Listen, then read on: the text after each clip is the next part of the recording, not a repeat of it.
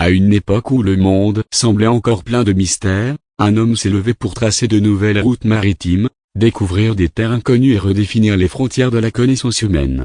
Ce navigateur hors du commun, c'est James Cook, l'un des plus grands explorateurs de l'histoire moderne. Sa vie est celle d'un homme simple devenu légende, d'un marin méthodique devenu héros de la géographie mondiale.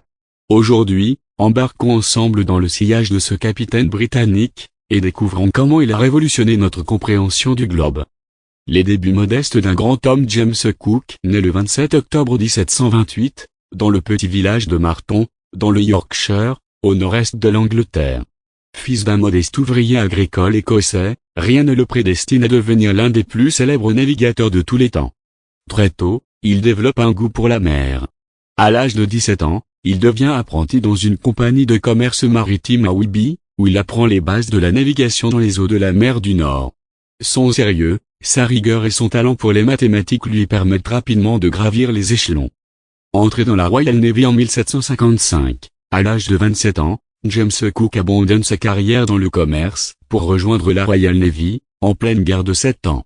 Il se distingue d'abord dans les eaux du Canada, où il réalise des relevés cartographiques d'une précision remarquable du fleuve Saint-Laurent, ce qui contribue directement à la prise de Québec par les Britanniques.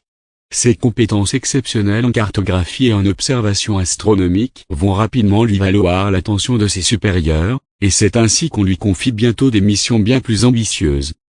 Premier voyage, à la conquête du Pacifique, en 1768. James Cook reçoit le commandement de l'Endeavour, un navire modeste mais robuste. Sa mission officielle est d'aller observer le passage de Vénus devant le Soleil depuis Tahiti, un événement astronomique crucial pour mesurer la distance entre la Terre et le Soleil.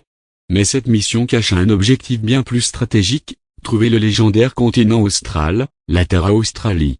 Après avoir mené à bien l'observation astronomique à Tahiti, Cook poursuit son exploration vers l'ouest et découvre la Nouvelle-Zélande, qu'il cartographie avec une précision encore inégalée à l'époque. Il devient également le premier Européen à cartographier la côte de l'Australie, qu'il baptise Nouvelle-Galles du Sud, en 1770. Il prend soin de respecter les populations autochtones, notamment les Maoris en Nouvelle-Zélande, même si les incompréhensions culturelles ne sont pas absentes. Cook n'est pas un conquérant, mais un observateur et un scientifique, ce qui distingue profondément son approche des expéditions coloniales. Deuxième voyage, cap sur les glaces du Sud. Fort de son succès, Cook repart en 1772, cette fois à bord du Resolution. Il est chargé de percer le mystère de la Terra Australis, ce continent supposé exister au sud du globe. Accompagné du navire Adventure, il s'enfonce profondément dans les eaux antarctiques. Il affronte le froid, les tempêtes et les icebergs, et prouve, en s'approchant du cercle polaire antarctique, que ce continent mythique n'existe pas sous la forme imaginée par les anciens. Il découvre de nombreuses îles dans le Pacifique Sud, dont les îles Tonga, les Nouvelles-Hébrides, et perfectionne l'art de la cartographie océanique. Ce second voyage confirme sa réputation, Cook est désormais le maître des mers inconnues. Troisième voyage, l'ultime traversée en 1776. Cook entame son troisième et dernier voyage, avec pour mission de découvrir le passage du Nord-Ouest, une route maritime permettant de relier l'Atlantique au Pacifique par le nord du continent américain. Il explore les côtes de l'Alaska, découvre les îles Sandwich, et remonte la côte pacifique jusqu'au détroit de Bering, sans jamais trouver ce fameux passage, bloqué par les glaces arctiques. Épuisé, irritable et fatigué par des années en mer, Cook retourne à Hawaï où les relations avec les autochtones, d'abord pacifiques, se détériorent. Le 14 février 1779, lors d'un conflit local, James Cook a tué sur la plage de Kealakekua Bay. Il meurt à l'âge de 50 ans, loin de son Angleterre natale, mais entouré par l'océan qu'il n'a jamais cessé d'explorer. Conclusion: James Cook n'était ni un conquérant assoiffé de richesse, ni un aventurier fantasque. Il était un scientifique, un marin méthodique et un explorateur rigoureux, animé par le désir de comprendre et de cartographier le monde.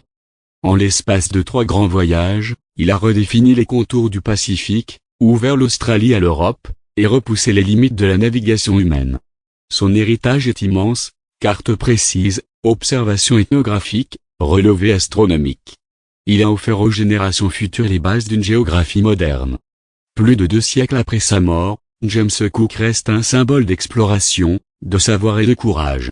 Son nom est inscrit dans l'histoire, gravés sur les cartes, et racontés encore aujourd'hui, comme ici, à travers le récit de ces incroyables voyages.